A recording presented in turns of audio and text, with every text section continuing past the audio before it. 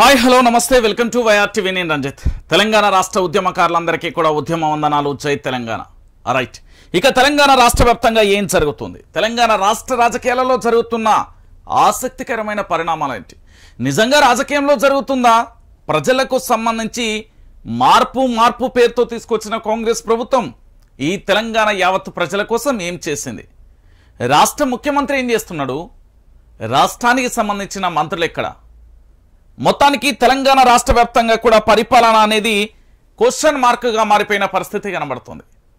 ఈ రాష్ట్రంలో పరిపాలన ఉందా, లేకపోతే ఆ పార్టీకి సంబంధించిన నేతల సొంత అవసరాల కోసం మాత్రమే పనిచేస్తున్నారా, అనేక ప్రశ్నలకు కూడా తావిస్తున్న పరిస్థితి అయితే కనబడుతుంది. మొత్తానికి తెలంగాణ రాష్ట్ర వ్యాప్తంగా జరుగుతున్న సరికొత్త అంశాలలో భారతీయ జనతా పార్టీ శాసనసభాపక్ష నేత ఎల్ఏటి మహేశ్వర్ రెడ్డి రోజు రోజుకో సంచలనమైన వ్యాఖ్యలు చేస్తూనే ఉన్నారు.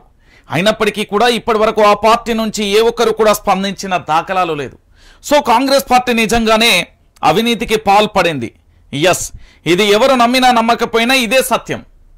నిజంగా కూడా అదే జరిగిందా, అవుననే సమాధానాలు చాలా స్పష్టంగా వినిపిస్తున్నాయి. నిజమేనండి, నేను చెప్పేది అక్షరాల సత్యం. ఈ తెలంగాణలో జరుగుతున్న ఒక విస్ఫోటనానికి సంబంధించి ఏం జరిగింది, ఎలా జరిగింది అనే విషయానికి సంబంధించి కూడా ఒకసారి అయితే మనం చూసే ప్రయత్నం అయితే చేద్దాం. నిజానికి తెలంగాణ రాష్ట్ర వ్యాప్తంగా జరుగుతున్న ఆ పరిణామాలు ఏంటి, వాటికి సంబంధించిన అంశాలు ఏంటి అనేది ఒకసారి అయితే చూద్దాం. తెలంగాణ ప్రజలారా, ఇప్పటి వరకు వైఆర్టీవీ తెలుగు న్యూస్ ఛానల్కి సంబంధించి ఎవరైనా సబ్స్క్రైబ్ చేసుకోకపోతే ఖచ్చితంగా కూడా సబ్స్క్రైబ్ చేసుకోండి.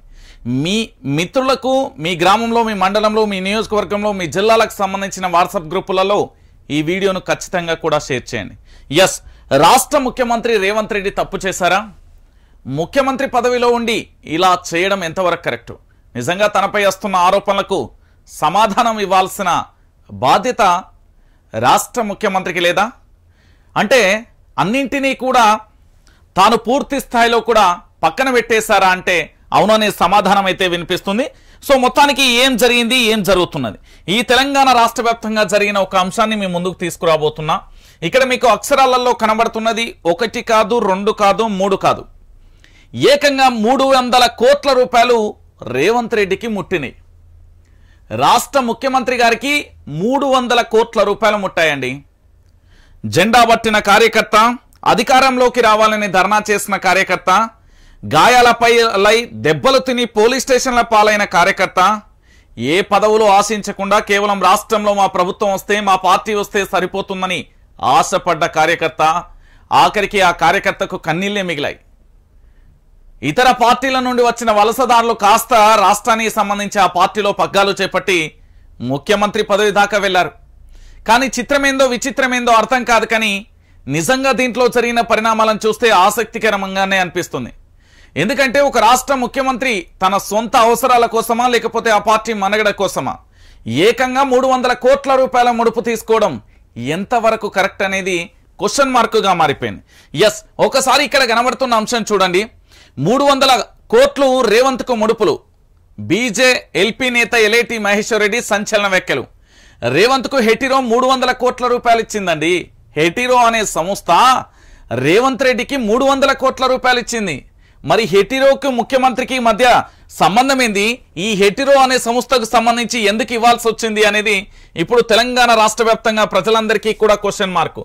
ఈ హెటిరో సంస్థకు సంబంధించి 300 కోట్ల రూపాయలు ఎందుకు ఇచ్చింది అంటే, హెటిరో సంస్థను రాష్ట్ర ముఖ్యమంత్రి బ్లాక్మెయిల్ చేస్తారా, లేకపోతే రాష్ట్ర ముఖ్యమంత్రికి 300 కోట్లకు లంచం రూపంలో ఇచ్చారా, లేకపోతే హెటిరోకు సంబంధించిన కంపెనీలో ఏం జరుగుతుందో తెలంగాణ రాష్ట్ర వ్యాప్తంగా ఉన్న ప్రజలందరికీ తెలియకుండా ఉండేందుకు, కప్పిపుచ్చుకునేందుకు ఈ ప్రయత్నం చేసిందా?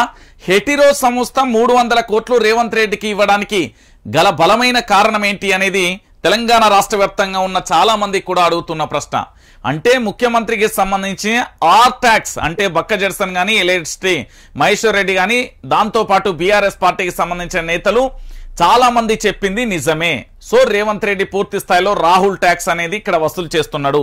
ఇక్కడ ఉన్న అనేక సంస్థలకు సంబంధించి వాళ్ళని బెదిరింప పాలు చేయడం, అనేక రకాలుగా ఇబ్బందులు పెట్టడం పూర్తి స్థాయిలో జరుగుతున్నది అనేది వాస్తవం. అయితే మొత్తానికి హెటిరో సంస్థ నుండి రాష్ట్ర ముఖ్యమంత్రిగా విధులు నిర్వహిస్తున్న మన రాష్ట్ర 2వ ముఖ్యమంత్రి రేవంత్ రెడ్డి గారు 300 కోట్ల రూపాయలు మరి ఏ రూపకంగా తీసుకున్నారనేది పెద్ద క్వశ్చన్.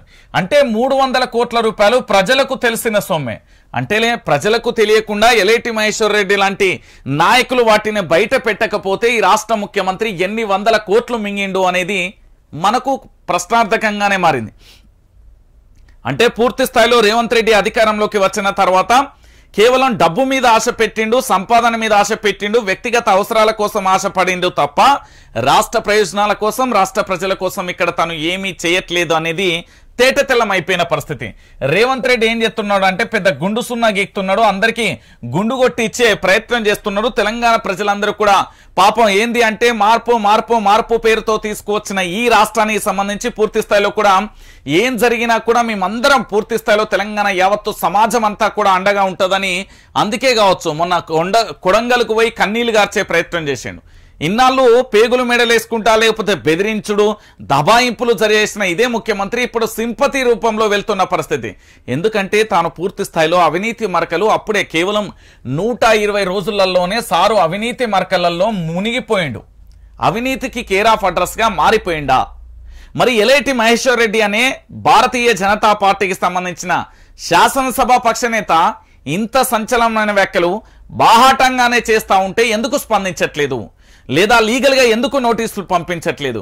ఎలేటి మహేశ్వర్ రెడ్డికి సంబంధించి ఇప్పుడు గతంలో ఇదొకటే కాదు, ఢిల్లీకి 2500 కోట్లు కానీ, దాంతో పాటు 6 షిండేలు కానీ, లేకపోతే ఇతరత్ర చేసిన ఏ ఒక్క వ్యాఖ్యలకు సంబంధించి కూడా కాంగ్రెస్ పార్టీ నుండి ఒక్క సమాధానం అంటే ఒక్కటి కూడా రావట్లేదు. అంటే తెలంగాణ ప్రజలారా ఒక్కసారి ఆలోచించండి. మన రాష్ట్రంలో మీరు కోరుకున్న ముఖ్యమంత్రి, మార్పు పేరుతో మీరు ఏర్పరచుకున్న ప్రభుత్వమే తన సొంత అవసరాల కోసం, కేవలం తన పార్టీ మనుగడ కోసం 300 కోట్ల రూపాయలు మరి లంచం రూపంలో తీసుకున్నట్టుగా, బెదిరించి తీసుకున్నట్టుగా, గిఫ్ట్ రూపంలో తీసుకుందా, ఆ కంపెనీకి సంబంధించిన అవకతవకలు బయట పడకుండా తీసుకుందా, హెటిరో సంస్థ దేనికోసం ఇచ్చింది అనేది క్వశ్చన్ మార్క్. ఒకసారి మీరు అందరూ కూడా ఆలోచించండి. వాటిని ఆయన ఢిల్లీ నాయకులకు పంపిర్రట. మొత్తానికి రాష్ట్రంలో ఆర్టాక్స్ దందా జోరుగా నడుస్తున్నది. ఏంది సెటిల్మెంట్లు బ్లాక్మెయిల్ చేస్తున్నారని విమర్శ.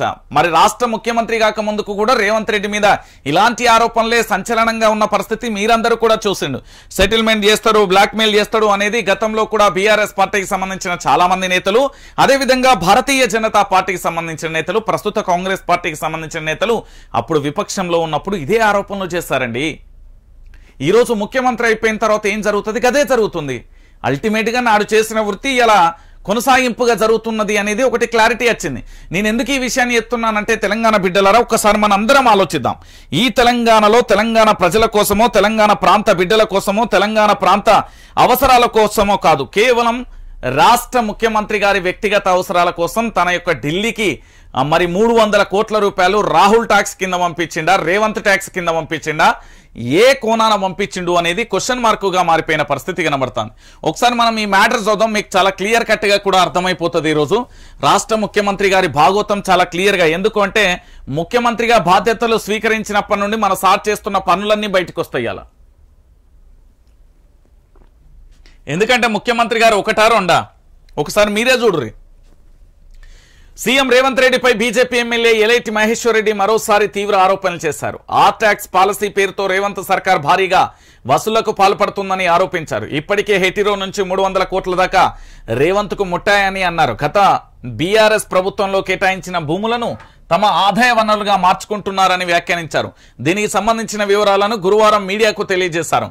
నగరంలో బీఆర్ఎస్ ఎంపీ పార్థసారథి రెడ్డికి చెందిన హెటిరో కంపెనీకి గత ప్రభుత్వం 15 ఎకరాల భూమిని 30 సంవత్సరాల లీజుకు అప్పగించిందని తెలిపారు. అయితే 1500 కోట్ల విలువ చేసే భూమి, ఈ 1500 కోట్ల రూపాయల విలువ చేసే భూమికి సంబంధించి ఏం జరిగింది పూర్తి స్థాయిలో కూడా ఇగో ఎకరాకు 2 లక్షల చొప్పున లీజుకి ఇచ్చిందని అన్నారు. ఈ లోపు కాంగ్రెస్ ప్రభుత్వం వచ్చాక జీవో 12 ప్రకారం లీజ్ క్యాన్సిల్ చేశారని మహేశ్వర్ రెడ్డి చెప్పారు. అయితే కొన్ని రోజులకు జీవో 37 పేరుతో మరోసారి ఆ భూమిని హెటిరోకి రేవంత్ సర్కార్ కేటాయించిందన్నారు. అయితే సుప్రీంకోర్టు మార్గదర్శకాల ప్రకారం ఏడాదికి సుమారు 50 కోట్లు చెల్లించాల్సి ఉంటుంది. అయినా 15 లక్షల రూపాయలకే కేటాయించారని పేర్కొన్నారు. అంటే ఈ మొత్తం లావాదేవీలలో 300 కోట్లు హెటిరో నుంచి రేవంత్ రెడ్డి తీసుకున్నారని, ఆ డబ్బును ఢిల్లీకి పంపారని ఆరోపించారు. బీఆర్ఎస్ లొస్కులను తన సెటిల్మెంట్కు రేవంత్ రెడ్డి వినియోగించుకున్నారని మహేశ్వర్ రెడ్డి తెలిపారు. కాళేశ్వరాన్ని సిబిఐకి అప్పగించకపోవడం వెనుక ఉన్న కారణం ఇదేనన్నారు. మరి కొన్ని రోజులలో ఆధారాలతో సహా మరొక అంశాన్ని బయట పెడతానని మహేశ్వర్ రెడ్డి అన్నారు. ఇది ఇలా ఉంటే సీఎం రేవంత్ రెడ్డి దగ్గరికి వెళ్లిన నాయకులు నీ వంతుకు రేట్ ఎంత రెడ్డి అని అడుగుతున్నారని మహేశ్వర్ రెడ్డి ఎద్దేవా చేశారు. రేట్ ఎంత రెడ్డిది, రేటు ఎవరు ఫిక్స్ చేస్తున్నారో తెలియదన్నారు.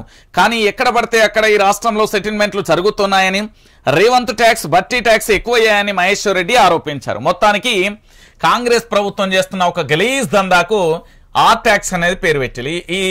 ఈ లత్తకోరు పనికి మళ్ళీ ఇంకా దీనికి ఏంది అంటే ఈ 300 కోట్లకు సంబంధించి, ఈ 300 కోట్ల పంచాయతీకి సంబంధించి మళ్ళొక ఈ లంగ పనులు, లఫూట్ పనులు, లుచ్చా పనులు చేసుకుంటా తెలంగాణ రాష్ట్ర వ్యాప్తంగా సెటిల్మెంట్లకు అడ్డాగా మారిపోయింది. కేవలం పట్టుమని 120 రోజులు కాలే. చాలా మంది నన్ను అడిగిలు ఏమన్నా రంజిత్ అన్న అప్పుడే ప్రశ్నిస్తున్నా ఏమైందన్నా అంటే ఇప్పుడు వాని మరి ఇక ఏం చేస్తారో చేయరు, ఇప్పుడు వాడిని ఏం చేస్తారో చేయండి. అప్పుడే ప్రశ్నిస్తున్నాం అంటే ఎందుకు ప్రశ్నించిండు రంజిత్? డబ్బు కోసం ఆశపడ్డా, కేసుల కోసం ఆశపడ్డా, లేకపోతే ఛానల్ ఏమన్నా ఇతరత్ర కోసం ఆశపడ్డా? ఏం జరిగిందండి ఇక్కడ? తెలంగాణ రాష్ట్ర వ్యాప్తంగా వాస్తవమైన కోణాలను బయట పెట్టిన ఇగో ఇలాంటి గలీజ్ దందా ఒకటి బయటికి రాబోతుంది. ఈ గలీజ్ దందాకు సంబంధించి తెలంగాణ ప్రజలారా మీరు అందరూ గుర్తుపెట్టుకోవాలి. వాస్తవాలు ఏందో తెలుసుకోరి అని నేను సంచలన విషయాలన్నింటినీ కూడా బయటికి తీసుకొచ్చే ప్రయత్నం చేస్తాను. దానిలో భాగంగా ఈ 300 కోట్లు మాత్రమే మీకు ఆర్ ట్యాక్స్ అని ఈ రోజు చెప్తున్నాడు. రకరకాల రియాల్టర్లను, బిల్డర్లను బెదిరిస్తున్నది రాష్ట్ర ప్రభుత్వం. రేవంత్ రెడ్డికి సంబంధించి ఒక ప్రత్యేకమైన సైన్యం తయారైంది. ఆ సైన్యం మొత్తం వసూళ్లు, బ్లాక్మెయిల్లకు మాత్రమే పాల్పడింది అంటూ నేను గతంలో కూడా చెప్పిన పరిస్థితి. ఇక ఇప్పుడు చెప్పండి అన్నా, రేవంత్ సర్కార్ను ఒక ఏడాది పాటు వదిలేద్దామే. 120 రోజులలోనే 300 కోట్లు మనకు తెలిసినాయి. మనకు తెలియకుండా ఎన్ని వేల కోట్లు, ఎన్ని వందల కోట్లు ఎంత వసూలు చేస్తున్నారో మీకు తెలుసా?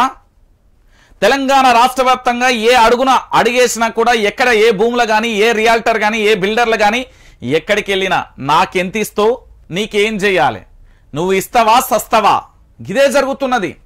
నేను మొట్టమొదటిసారిగా ఏంది ఈ ప్రభుత్వం ఏర్పడిన తర్వాత చాలా విషయాలను కూడా మీ అందరికీ చెప్పే ప్రయత్నం చేసిన. దాంట్లో భాగంగా అనేక అంశాలకు సంబంధించి ఎందుకు అంటే తెలంగాణ రాష్ట్ర వ్యాప్తంగా కూడా బెదిరింపులకు పాల్పడుతున్నారు, బ్లాక్మెయిల్ పాల్పడుతున్నారు. ఇక్కడ కేవలం సంస్థలో కంపెనీలోకే పరిమితం కాలే, ఆఖరికి ప్రభుత్వ అధికారులకు కూడా తమ వంతు వచ్చిందండి. వాళ్ళను కూడా బ్లాక్మెయిల్ చేస్తున్న పరిస్థితి. ఇక ఇంత దారుణమైన పరిస్థితిని ఇంకేం చేయాలండి? ఓ నా తెలంగాణ ప్రజలారా ఒకసారి ఆలోచించండి. వాస్తవమైన కోణాలను మీరు కూడా తెలుసుకోరు. తెలంగాణలో జరుగుతున్న అత్యంత దారుణమైన అవమానకరమైన దుర్మార్గమైన దుష్టమైన పరిపాలనలో ఇగో బెదిరింపులకు పాల్పడి వసూలు చేస్తున్నారు. సరే, ఎలేటి మహేశ్వర్ రెడ్డి ఇంత సంచలనమైన వ్యాఖ్యలు చేస్తున్నారు. మరి ఎలేటి మహేశ్వర్ రెడ్డి మీద ఎందుకు లీగల్ నోటీసులు పంపించట్లేదు, ఎందుకు చర్యలు తీసుకోవట్లేదు అంటే భయం. ఎందుకు భయమో తెలుసా? ఈ ఎలేటి మహేశ్వర్ రెడ్డి దగ్గర ఆధారాలు ఉన్నాయి. ఆ ఆధారాలను బట్టబయలు చేస్తే ఎక్కడ తమ యొక్క కొలువు పోతుందోనని భయం, అంటే ముఖ్యమంత్రి పీఠం పోతుందేమోనని భయం. ఇక రాష్ట్రంలో గిదే గింతుంటే రేపు భవిష్యత్తులో ఏం కావాలి ఈ తెలంగాణలో అని తెలంగాణ ప్రజలందరూ కూడా ముక్కునేసుకునే పరిస్థితి వచ్చింది.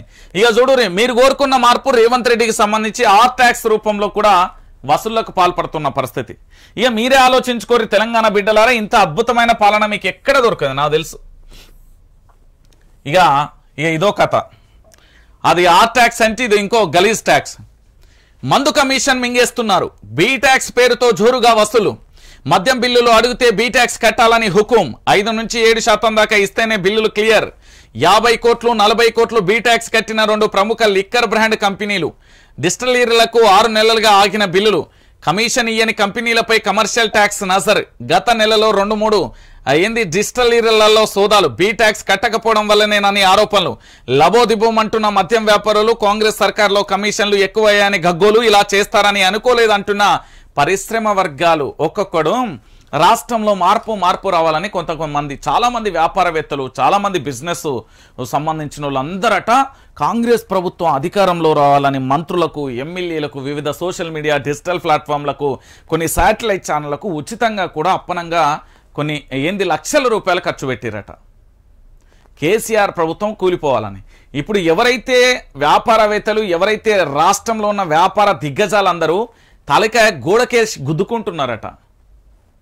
నా నాశనగాలానికి, నా సావుకు నేనే తెచ్చుకున్నా కదా అని. ఎందుకురా ఈ బతుకని కన్నీళ్లు పెట్టుకుంటున్నారట. నిజమండి, ఇది అంత మానసిక వేదన, అంత మానసిక క్షోభను పెడుతున్నారట. నాకెంత ఇస్తావు, నువ్వు ఎంత, ఒకటి నువ్వు ఎంత నాకు ఇస్తావు, లేదా నీ కంపెనీలో నాకు ఎంత వాటేస్తావు, ఇదే పనట. ఒక్కొక్కరిని బ్లాక్మెయిల్ చేసుడట, ఆగమాగం లబోదిబోం అంటున్నదట. ఇప్పటికే మన మద్యం కంపెనీలకు సంబంధించి 2 బ్రాండ్, తెలంగాణ ప్రజలలో నోట్లో నాలికలా మారిన 2 బ్రాండ్లకు సంబంధించిన వాళ్ళందరూ కూడా పూర్తి స్థాయిలో కూడా వసూళ్లకు పాల్పడ్డారు. వాళ్ళ దగ్గరే కమిషన్లు తీసుకున్నారు. రాష్ట్రంలో అనధికారిక ట్యాక్స్ వసూళ్లతో కొందరు పెట్టరేగిపోతున్నారు. అందిన కాడికి దోచుకుంటున్నారనే ఆరోపణలు వస్తున్నాయి.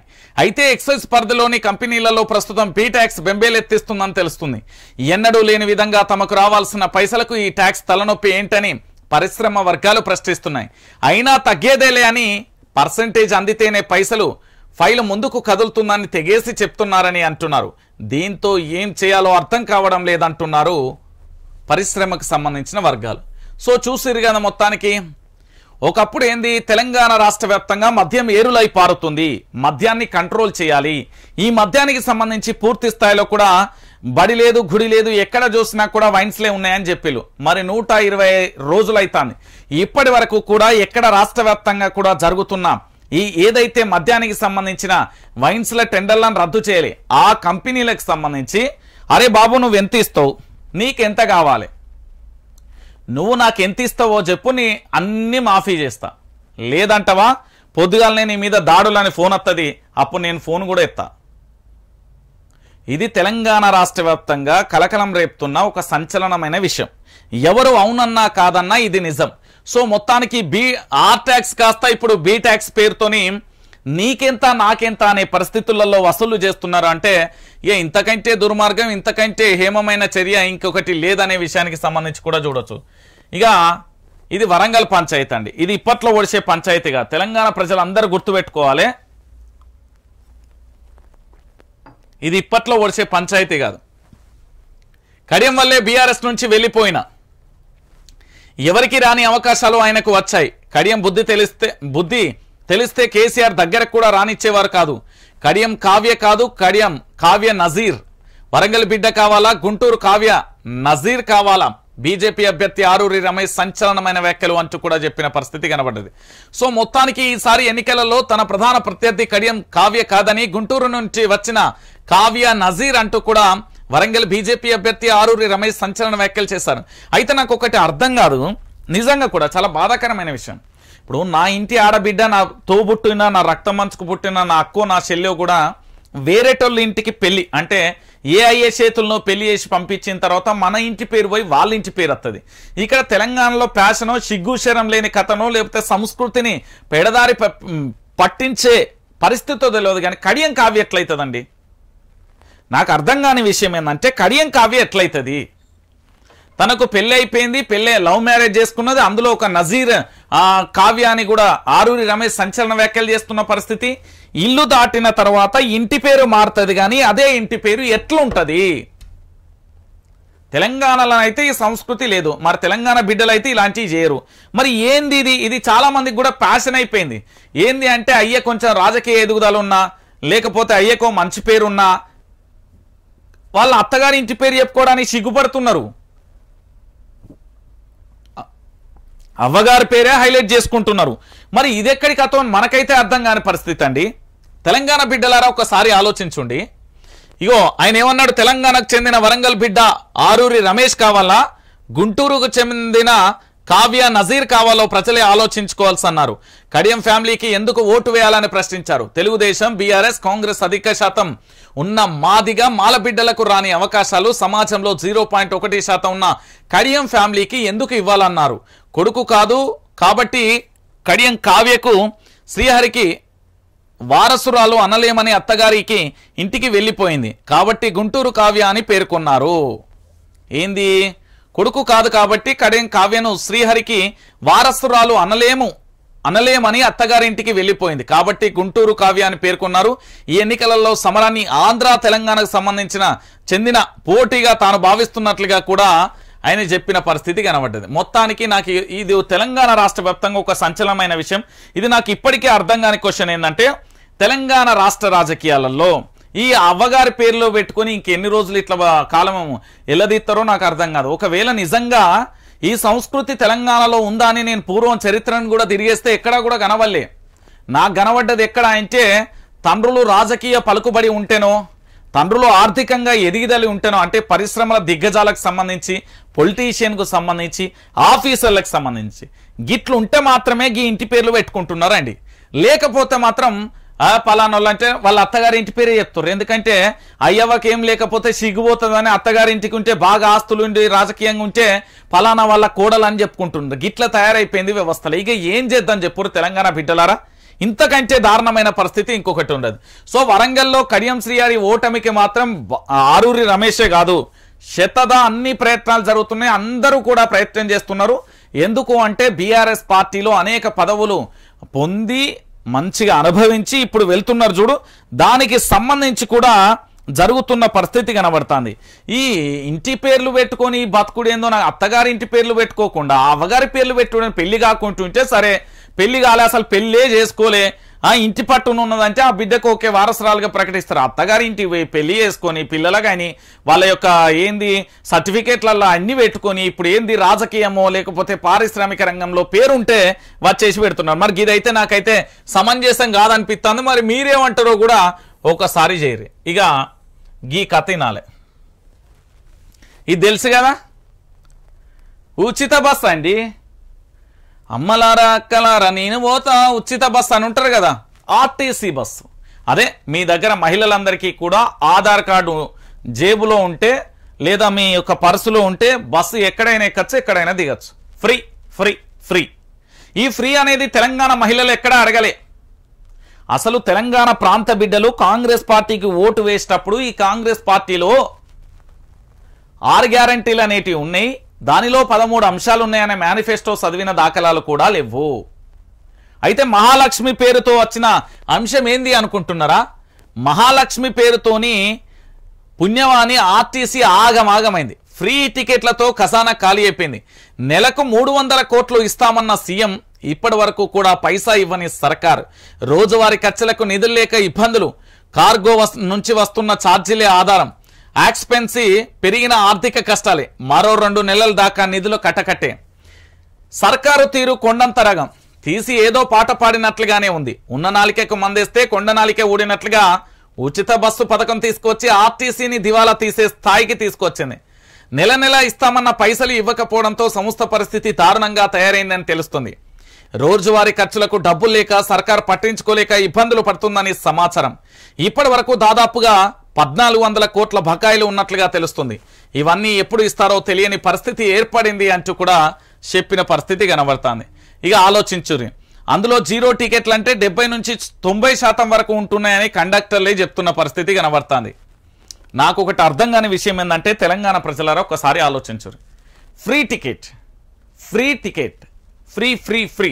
ఆర్టీసీ బస్సులో మీరు ఎక్కడైనా ఎక్కొచ్చు. మీ యొక్క ఆధార్ కార్డు చూపించి ఎక్కడైనా మీ ప్రయాణం చేయొచ్చు. ఏం జరిగింది ఆర్టీసీ ఫ్రీతోని? ఒకరొకరు జుట్లు పట్టుకొని కొట్టుకున్నారు. కండక్టర్ను కొట్టిర్రు, కండక్టర్ను తిట్టిర్రు. దాంతోపాటు ఇంటికాడ బోరు కొడుతుందని బీడీలు చేసుకునేందుకు అంటే కొంతమంది ఏంది ఆ బస్సు ఎక్కి ప్రయాణం చేసిన పరిస్థితి. కొంతమంది బోరు కొడుతుందని సిటీకి అట్లా తిరగనీకి వెళ్ళి ఇట్లా నానా రకాలుగా మనం వచ్చిన దినపత్రికలలోనే చూసాం. ఈరోజు ఆర్టీసీకి సంబంధించి నష్టాలలో ఉందని మనం ప్రశ్నించే గొంతుకలుగా చెప్తున్నాం కదా. ప్రభుత్వం సంకనాకే ఒక పత్రిక ఏం చెప్పిందో తెలుసా? ఇగో ఇది చెప్పింది. ఫ్రీ జర్నీతో మహిళల ఆమ్దాని పెరిగింది. ఛార్జీల ఆధారంతో నెలకు 3000 నుంచి 5000 మిగులు. ఆ మొత్తం అంతా సేవింగ్ చేస్తున్న మహిళలు. గతంలో ట్రావెలింగ్కే 30% పైగా ఖర్చు. వర్కింగ్ ఉమెన్ సంఖ్యలోనూ వృద్ధి. రాష్ట్ర ప్రభుత్వం చేసిన స్టడీలో వెల్లడి. ఎవర్రా ఇది రాసింది? అరే బాబు, నువ్వు అన్నం తింటున్నావు, పచ్చిగడ్డి తింటున్నావు, లేకపోతే ఇంకేమన్నా తింటున్నావురా గాడిది? ఇప్పుడు ప్రభుత్వ ఉద్యోగులు మాత్రమే పూర్తి స్థాయిలో కూడా ఏదైనా ఉద్యోగం చేసే వాళ్ళే పోతారు.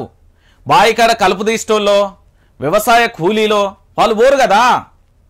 రాష్ట్రానికి సంబంధించి 3000 అని చెప్తున్నావు. 350 కోట్లు మీ తాత కడతారా? బాడకవు మీ తాత కడతాడా? 350 కోట్లు ఆర్టీసీకి నష్టం. 3000 4000 ఏంది మహిళలకు సంబంధించిన ఆందాన్ని పెరిగిందని ప్రభుత్వాన్ని యొక్క సంక నాకు మహిళలకు ఆమ్దాని పెరిగిందట, ఇక్కడ రాష్ట్ర ప్రభుత్వం అంట స్టడీ చేసిందట, ఎక్కడో బయటపడ్డదట. లంగరాతలు దొంగరాతలు, ఎవరిని ముంచుదామని ఇంకా ఎవరిని మోసం చేద్దామని ఈ రాష్ట్రంలో. తెలంగాణ బిడ్డలారా ఒకసారి మీరు అందరూ కూడా ఆలోచించండి దయచేసి. రాష్ట్రంలో మహిళలకు ఉచిత బస్సు ప్రయాణం అనేది చాలా నేను చెప్తున్నా కదా ఒక అనాలోచితమైన నిర్ణయం. అది నిజంగా పూర్తిగా కూడా మహిళలకు ఉచిత బస్సు అనేది కొట్టిపారేయాల్సిన విషయం. ఎందుకంటే విద్యార్థులకు సమయానికి బస్సు రావట్లేదు, చాలా చోట్ల బస్సులు ఆపట్లేదు, ఈ బస్సులకు సంబంధించి ఓవర్లోడ్ అవుతున్నది. దాంతోపాటు మనకు తెలంగాణలో ఆర్టీసీ బస్సుతోనే ఆమ్దాని పోవడంతో 350 కోట్లు ప్రతి నెల 350 కోట్లు ఇవ్వాల్సిన రేవంత్ రెడ్డి ఇప్పటి వరకు ఇయ్యలే. వీడు సంకనాకే గాడిది కొడుకు భజన చేస్తాడు, ఫ్రీ జర్నీతోని మహిళల కట్ట ఆమ్దాని పెరిగిందట. ఏంది ఆ వ్యవసాయ పనులు చేసే కూలీలు పోతున్నారా, వ్యవసాయం చేసే రైతులు పోతున్నారా, ఎవరు పోతున్నారా? గాడిది ఏం రాతారని అన్నం తింటున్నావా, గడ్డి తింటున్నావా?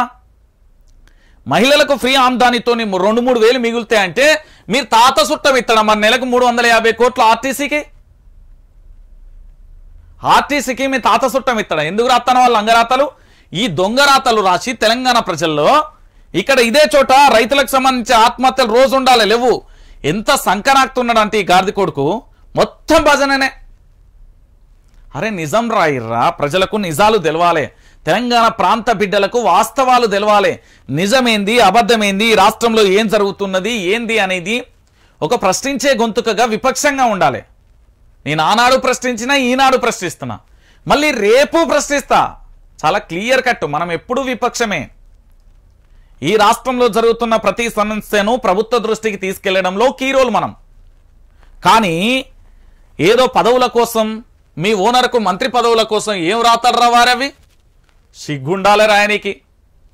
350 కోట్లు లాస్ అండి ఒక నెలకు. ఈ పెద్ద మనిషి ఉన్నాడుగా రాష్ట్ర ముఖ్యమంత్రి, ఆర్ ట్యాక్స్ బాస్, ఆయన ఇప్పటి వరకు ఇయ్యలేదట.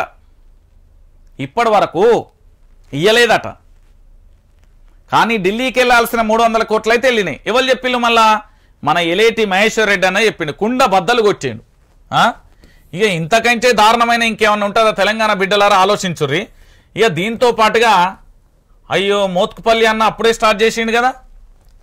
రేవంత్ దేక్తలేడు, సీఎంపై మోత్కుపల్లి తీవ్ర ఆగ్రహం. మాదిగలను పట్టించుకుంటలేరు, మాలలే అర్హులా, మాదిగలు అర్హులు కారా, ఒకే కుటుంబానికి 3 టికెట్లు ఇస్తారా? ఇలా అయితే కాంగ్రెస్ కు కష్టం అంటున్న మోత్కుపల్లి. ఒక్క సీటుకు కూడా మాదిగలకు అర్హులు కారా అంటూ కాంగ్రెస్ నేత మోత్కుపల్లి నరసింహులు ఆవేదన వ్యక్తం చేశారు. మీడియా సమావేశంలో మోత్కుపల్లి మాట్లాడుతూ మా మాదిగ కులానికి న్యాయం చేయండి అంటూ సీఎం రేవంత్ రెడ్డిని వేడుకున్నారు. 80 లక్షల మంది ఉన్న మా మాదిగలకు ఒక్క టికెట్ కూడా ఇవ్వరు కానీ గడ్డం వివేకు కుటుంబంలో మాత్రం 3 టికెట్లు ఎలా ఇస్తారు అని ప్రశ్నించారు. 10 మంది సీఎంలను చూశాను కానీ ఈ రకంగా మాదిగలకు టికెట్ ఇవ్వకుండా ఎవరూ లేరని అన్నారు. మాదిగలు ఓట్లు వేయకపోతే కాంగ్రెస్ భవిష్యత్తు ఏంటి అని ప్రశ్నించారు.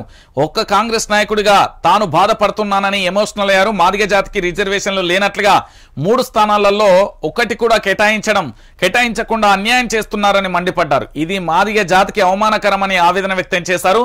ఆ సీఎం రేవంత్ రెడ్డి అపాయింట్మెంట్ కోసం పాపం మన మోత్కుపల్లి నరసింహులన్న ఎదురు చూస్తున్నాడట. ఇక ఇంతకంటే బాధాకరమైన పరిస్థితి ఇంకోటి ఉండదు. మొన్నటి వరకేమో కేసీఆర్ను తిట్టిండు, కేసీఆర్ పార్టీలో జాయిన్ అయిండు, మళ్ళీ ఆ తర్వాత బీజేపీ, ఆ తర్వాత మళ్ళీ ఇంటికి, మళ్ళీ తర్వాత కాంగ్రెస్ పార్టీకి. ఇక మోత్కుపల్లి రాజకీయ భవిష్యత్ అనేది ప్రశ్నార్థకంగా మారిపోయింది అని చెప్పడంలో ఎలాంటి డౌటు లేదు. ఇక మాదిగల, మాలల, లేకపోతే బీసీల, ఓసీల, లేకపోతే ఎస్సీల, ఎస్టీల ఇవన్నీ పక్కన పెడితే ఫైనల్గా వారి యొక్క రాజకీయ లబ్ధి కోసం అందరూ పాకులాడుతున్న పరిస్థితి కనబడుతుంది. ఇదే లిస్టులో చాలామంది కూడా ఉన్నారు. ఇప్పటికే ఏంది అంటే మోత్కుపల్లికి సంబంధించి ఇబ్బందికరమైన పరిస్థితి, అటు బక్క జెడ్సన్ పరిస్థితి అదే, అటు అద్దంకి దయాకర్ పరిస్థితి అదే. చాలామంది ఉన్నారు. చాలామంది కాంగ్రెస్లో బాధితులుగా మిగిలిపోయారు. నాటి పోరాట యోధులే నేడు బాధితులుగా మారిపోయారు కాంగ్రెస్ పార్టీకి. ఇక ఇంతకంటే దారుణమైన విషయం అయితే ఇంకొకటి ఉండదు అనేది తెలంగాణ ప్రజలందరూ కూడా ఏంది చెవులు కోరుకుంటున్న పరిస్థితి. ఇక పార్టీ మారినోళ్ళ ఇంటి ముందు సావు డప్పు కొట్టాత. ఏంది సావు డప్పు కొడతాడా? రోషం ఉంటే రాజీనామా చేసి గెలవాలి, పాడి కౌశిక్ రెడ్డి సవాల్. అక్కడ రాహుల్ నీతులు, ఇక్కడ రేవంత్ గోతులు. రాళ్లతో ఎమ్మెల్యేలను కొట్టాలన్నా రేవంత్న, కాంగ్రెస్ పై ఎమ్మెల్యే వివేకానంద విమర్శలు అంటూ కూడా చెప్పిన పరిస్థితి. ఇప్పటికే ఈ పార్టీకి సంబంధించి చాలా మంది వేలు ఎవరు మన దానం నాగేందర్, కడియం శ్రీహరి, వెంకట్రావు, దాంతోపాటు చాలా మంది కూడా పార్టీ మారేలు కదా. ఈ పార్టీ మారిన వాళ్ళందరూ మీకు కాసైన మానవత్వం ఇతరత్వం ఉంటే పూర్తి స్థాయిలో మీరు ఏం చేయర్రి అంటే పార్టీ మారేటప్పుడు ఆలోచించుకోర్రి. ఎట్లా అంటే తెలంగాణ రాష్ట్ర వ్యాప్తంగా కూడా ఏం జరుగుతున్నది తెలంగాణ రాష్ట్ర రాజకీయాలలో అంటే పూర్తి స్థాయిలో కూడా నేనేమని చెప్తున్నా అంటే తెలంగాణ బిడ్డలారా ఒకసారి ఆలోచించండి. ప్రజల చేత ప్రజల కొరకు ఎన్నుకోబడిన నేత MLA, member of legislative assembly, అదే అసెంబ్లీ సభ్యుడు అంటారు. ఆయనే ఇప్పుడు ఆ నియోజకవర్గంలో ఏంది కాంగ్రెస్ మీద ఇష్టం లేకపోతే బీఆర్ఎస్ని గెలిపిస్తారు, బీఆర్ఎస్ మీద ఇష్టం లేకపోతే కాంగ్రెస్ని గెలిపిస్తారు, లేదా అక్కడ అభ్యర్థిని చూసి ఓటేస్తారు, లేదా అభివృద్ధిని చూసి ఓటేస్తారు.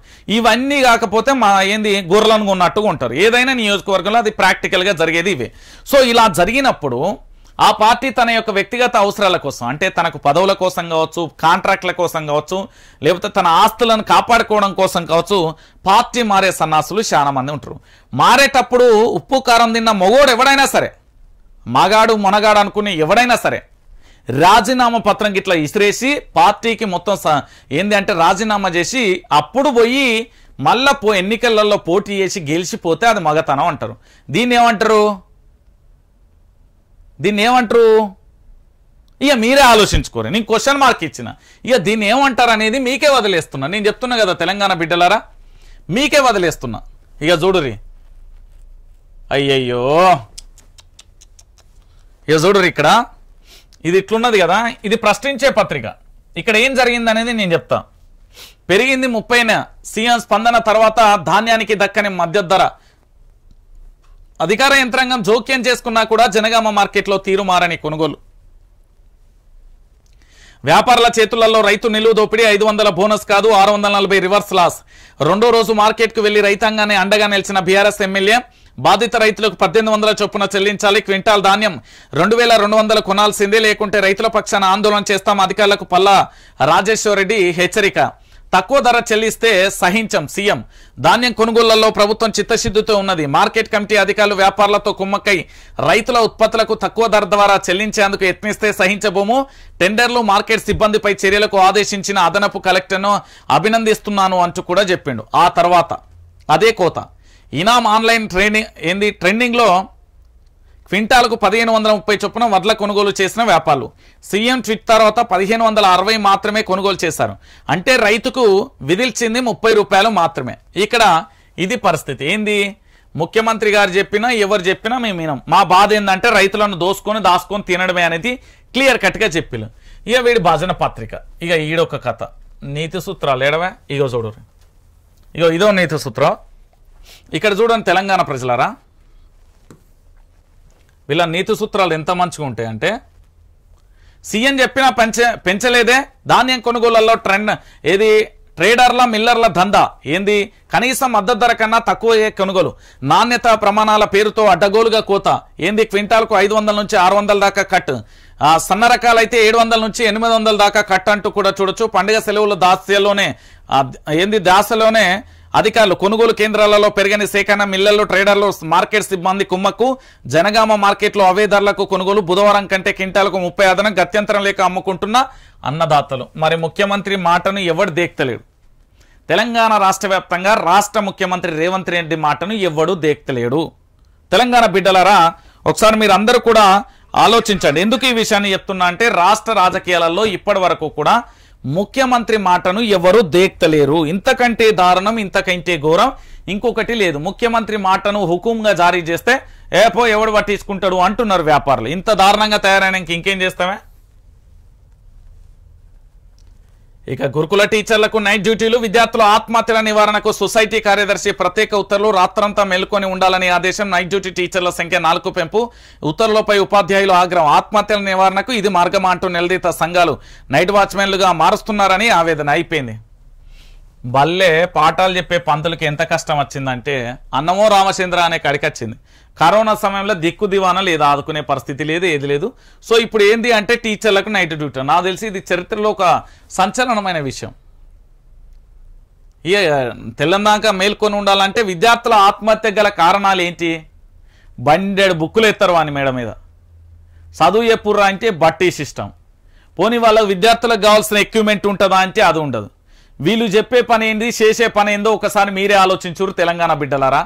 ఎందుకు ఈ విషయాన్ని చెప్తున్నా అంటే తెలంగాణ రాష్ట్ర వ్యాప్తంగా కూడా గురుకుల టీచర్లకు సంబంధించి బడి పంతులు పొద్దాక చెప్తాడు కానీ తెలంగాణ పాఠాలు అనేది మరి చరిత్రలో మనం ఎప్పుడు చూద్దాం. ఇక మరి రేవంత్ రెడ్డి సర్కార్లో ఈ అద్భుతమైన ఘట్టానికి తెరదీసిన తర్వాత ఏం జరుగుతుంది అనేది కూడా చూడాల్సిన పరిస్థితి కనబడుతుంది. ఇంకా దానితో పాటు ఇంకొక ప్రధానమైన అంశం ఉన్నది. జై తెలంగాణ అనేదే బీఆర్ఎస్ఏ.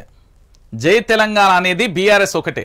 సిద్దిపేట జిల్లా చిన్నకోడూరు బీఆర్ఎస్ కార్యకర్తల విస్తృత స్థాయి సమావేశంలో మాట్లాడుతున్న హరీష్, చిత్రంలో బీఆర్ఎస్ ఎంపీ అభ్యర్థి వెంకట్రామరెడ్డి, రేవంత్ నోటి నుంచి ఏనాడు ఆ మాట రాలేదు. కాంగ్రెస్ బీజేపీలకు రాష్ట్ర ప్రయోజనాలు పట్టవు. బీఆర్ఎస్ హయాంలో రాష్ట్రం సస్యశ్యామలం. రైతుల నేస్తం కేసీఆరే. మాజీ మంత్రి హరీష్ రావు చిన్నకోడూరులో కార్యకర్తలతో సమావేశం. రేవంత్ ఏనాడైనా తెలంగాణలో జై తెలంగాణ అనే పదం మాట్లాడిండ? ఎవ్వడు మాట్లాడలే.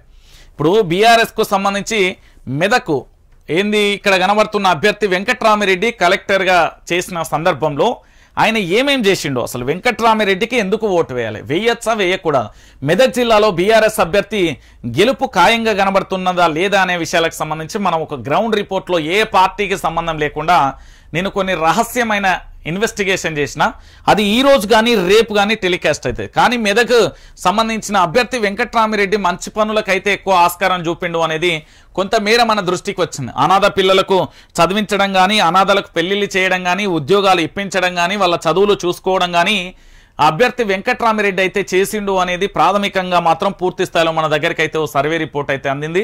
దీనికి సంబంధించి చాలా మందికి కూడా సహకారం ఇప్పటికీ చేస్తున్నారు. కొన్ని కుటుంబాలలో కలెక్టర్గా ఉన్నప్పుడు చిన్న చిట్టి రాసిస్తే అందులో ఆత్మహత్య అని రాసించే ఆ కుటుంబానికి సంబంధించి మళ్ళీ కనిపించకపోవడంతో వారిని వారం రోజుల పాటు ప్రయత్నించి వారి కలెక్టర్ గారు వారి కుటుంబాన్ని ఎక్కడున్నారో దొరకబట్టి వారికి సహాయం చేసిన ఘనత అయితే వెంకట్రామిరెడ్డికి ఉన్నది. సో మెదక్ ప్రజలైతే బీఆర్ఎస్ వైపే పట్టం కట్టే అవకాశాలు అయితే ఎక్కువ కనబడుతున్నాయి. సో ఫైనల్ గా ఏం జరుగుతుంది అనేది కూడా మనం కూడా చూడాల్సిన పరిస్థితి. ఇక చూడురి, నీళ్ల కోసం పంచాయతీది. నిర్మల్ మంచిర్యాల ప్రధాన రహదారి మీద నీళ్ల పంచాయతీ. పంటకు నీళ్లు ఇవ్వమని డిమాండ్ చేస్తా ఉన్నారు. ఈరోజు తెలంగాణ రాష్ట్ర వ్యాప్తంగా నీళ్ల పంచాయతీ కొనసాగుతుంది. తెలంగాణ బిడ్డలారా, ఇక ఇంతకంటే దారుణమైన పరిస్థితి ఇంకొకటి ఉంటుందా అంటే ఇంకోటి ఏముండదు. రాష్ట్ర రాజకీయాలలో మీరు ఆలోచించాల్సింది ఏంది అంటే స్వప్రయోజనాలే తప్ప ప్రజల ప్రయోజనాలు పట్టట్లేదు ఈ ప్రభుత్వాలకు. దయచేసి తెలంగాణ బిడ్డలందరూ కూడా ఆలోచించండి. ఇంత నీచమైన ప్రభుత్వం అవసరమా కాదా అనేది కూడా మీరే డిసైడ్ గారి. నేను ఎందుకు చెప్తున్నా అనేది జర ఆలోచించుని. ఇక కాంగ్రెస్ పార్టీల కల్లోలం మొదలు పెట్టిన కదా, మొదలయ్యింది. మనం చెప్తేనేమో ఆరోపణ, లేదు అబద్ధాలు అంటారు. మరి ఈ ముచ్చట మనం మొన్ననే చెప్పినాం కదా, వారం కిందటే. ఇప్పుడు చెప్పుర్రి, 10 కోట్లతో మాకు 50 ఎంఐఎంకు 50. ఫ్యూచర్లో ఆ పార్టీతో కాంగ్రెస్ కాంప్రమైజ్. ఆ విషయం నాకు అర్థమవుతున్నది. ఆస్తం పార్టీ నేత ఫిరోజ్ ఖాన్ సంచలన వ్యాఖ్యలు. కాంగ్రెస్ నేత ఫిరోజ్ ఖాన్ మరోసారి సంచలనమైన వ్యాఖ్యలు చేశారు. ఫిరోజ్ ఖాన్ ఏమన్నాడంటే నాంపల్లి అభివృద్ధి పనుల కోసం సీఎం రేవంత్ రెడ్డి 10 కోట్లు కేటాయించారని తెలిపారు. అందులో తమకు ఎంఐఎంకు 50-50 వస్తుందని మంత్రి పొన్నం చెప్పారని ఆరోపించారు. మొత్తానికి ఇక రానున్న కాలంలో ఎంఐఎం కూడా కాంగ్రెస్ పార్టీతోని దోస్తానం చేయడానికి సిద్ధపడ్డది అని ఫిరోజ్ ఖాన్ అయితే చాలా కుండ బద్దలు కొట్టే అంశాన్ని చెప్పిండు. ఎందుకు అంటే మీరందరూ కూడా చూడరి, ఇక్కడ ఫిరోజ్ ఖాన్ చెప్పిన దాంట్లో తప్పులేదు. పూర్తి స్థాయిలో ఎంఐఎం పార్టీకి సంబంధించి వాళ్ళ యొక్క అవినీతిని బట్టబయలు చేస్తాం, పాత బస్తీని అభివృద్ధి చేస్తాం, అయ్యా ఊపదంపుడు ఉపన్యాసాలు మామూలుగా ఇయ్యలే. కానీ అదే పాత బస్తీ తరపు నుండి పూర్తి స్థాయిలో కూడా తనకు ఎన్ని బెదిరింపులు వచ్చినా ఎంత జరిగినా కూడా ఫిరోజ్ ఖాన్ అనే ఒక హీరో, ఒక యోధుడు పూర్తి స్థాయిలో పోరాటం చేస్తుంటే ఏ శత్రువుతో పోరాటం చేస్తున్నాడో అదే శత్రువును మిత్రుత్వంగా మార్చుకుంటున్నాడు రేవంత్ రెడ్డి. ఆ విషయం తనకు అర్థమైంది అంటూ కుండ బద్దలు కొట్టే ప్రయత్నం చేసిండు ఫిరోజ్ ఖాన్. ఇది నిజం, ఎవరు ఏమనుకున్నా ఇదే నిజం. ఇక చూడుర్రి, మళ్ళీ ఇంకొక అంశం ఏంటంటే 2 బోర్లు వట్టిపోయాయి. రంగారెడ్డి జిల్లా మంచాల మండలం చిత్తాపూర్లో రైతు రమేష్కు 2 ఎకరాల నిమ్మ తోట ఉంది. 2 బోర్లు ఉండగా ఒకటి గత నెలలో, మరొకటి 10 రోజుల క్రితం కూడా వట్టిపోయింది, అంటే ఎండిపోయింది. దీంతో ట్యాంకర్లతో ఒకసారి నీరందించే ప్రయత్నం చేశారు. అప్పటికి అన్ని ఖర్చులు కలిపి పూర్తి స్థాయిలో 2 లక్షలు దాటడంతో ఇక చేతులెత్తారు. పంట సీజన్లో నీరందక కాయలు చెట్లు ఎండిపోతున్నాయని ఆవేదన కూడా వ్యక్తం చేస్తున్న పరిస్థితి కనబడుతుందట. తెలంగాణ రాష్ట్ర వ్యాప్తంగా ఇంత దారుణమైన పరిస్థితులు ఉన్నాయి కదా, ఏ ఒక్కరన్నా పట్టించుకుంటారా తెలంగాణ బిడ్డలారా? దయచేసి ఆలోచించండి. ఈ తెలంగాణ రాష్ట్ర వ్యాప్తంగా కూడా జరుగుతున్న ప్రతి అంశాన్ని కూడా మనం ఎప్పటికప్పుడు చూస్తున్నాం కదా. రాష్ట్రంలో జరుగుతున్న ఈ నీచమైన దుర్మార్గమైన ప్రభుత్వం పోవాలంటే నీ మళ్ళీ చెప్పేది ఒకటే, మీకు ఏదైతే ఇక్కడ స్క్రీన్ మీద కనబడుతుందో ఇక్కడ పూర్తి స్థాయిలో కూడా ఇక్కడ మాకు పూర్తి స్థాయిలో మా అకౌంట్ నెంబర్ కానీ గూగుల్ పే ఫోన్పే ఉన్నది, మాకు సహకారం అందించండి. గూగుల్ పే ఫోన్పే చేయండి. పూర్తి స్థాయిలో వైఆర్టీవీ తెలుగు న్యూస్ ఛానల్కి సంబంధించి ప్రతి ఒక్కరు కూడా సబ్స్క్రైబ్ చేసుకోండి, షేర్ చేసుకోండి. వాస్తవాలను మీకు అందించే ప్రయత్నం ఎప్పటికప్పుడు నేను చేస్తూనే ఉంటా. నిరంతరం కూడా ప్రజలకు సంబంధించిన వాస్తవాలను తెలియజేసే ప్రయత్నంలో మాత్రం నిమగ్నమై మాత్రమే ఉన్నా. కాబట్టి తెలంగాణ బిడ్డలారా దయచేసి ఒక్కసారి ఆలోచించండి.